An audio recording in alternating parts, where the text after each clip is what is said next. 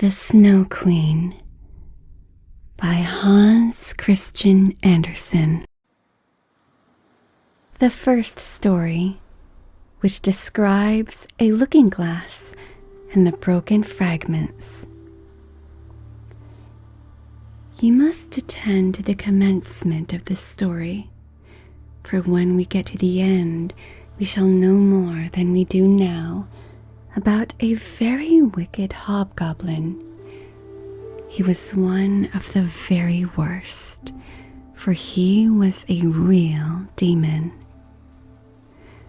One day, when he was in a merry mood, he made a looking glass which had the power of making everything good or beautiful that was reflected in it almost shrink to nothing, while everything that was worthless and bad increased in size and looked worse than ever.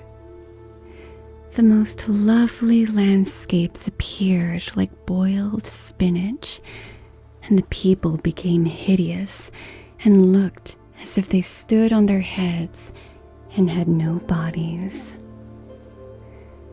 Their countenances were so distorted that no one could recognize them, and even one freckle on the face appeared to spread over the whole of the nose and mouth.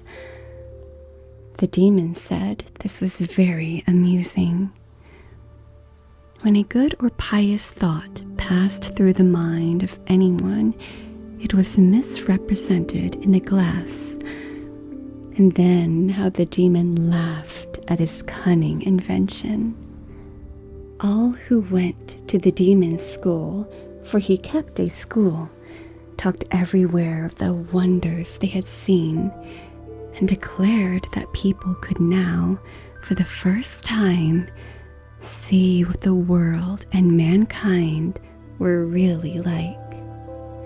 They carried the glass about everywhere, till at last there was not a land nor people who had not been looked at through this distorted mirror. They wanted even to fly with it up to heaven to see the angels, but the higher they flew, the more slippery the glass became, and they could scarcely hold it, till at last it slipped from their hands, fell to the earth, and was broken into millions of pieces. But now the looking glass caused more unhappiness than ever, for some of the fragments were not so large as a grain of sand, and they flew about the world into every country. When one of these tiny atoms flew into a person's eye, it stuck there unknown to him, and from that moment he saw everything through a distorted medium, or could only see the worst side of what he looked at, for even the smallest fragments retained the same power which had belonged to the whole mirror. Some few persons even got a fragment of the looking glass in their hearts, and this was very terrible, for their hearts became cold like a lump of ice.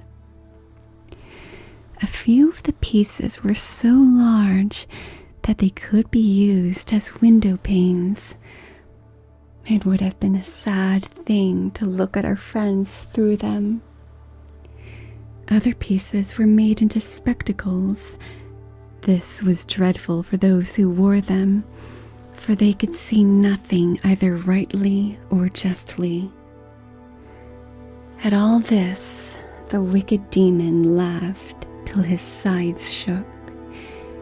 It tickled him so to see the mischief he had done. There were still a number of these little fragments of glass floating about in the air. And now you shall hear what happened with one of them.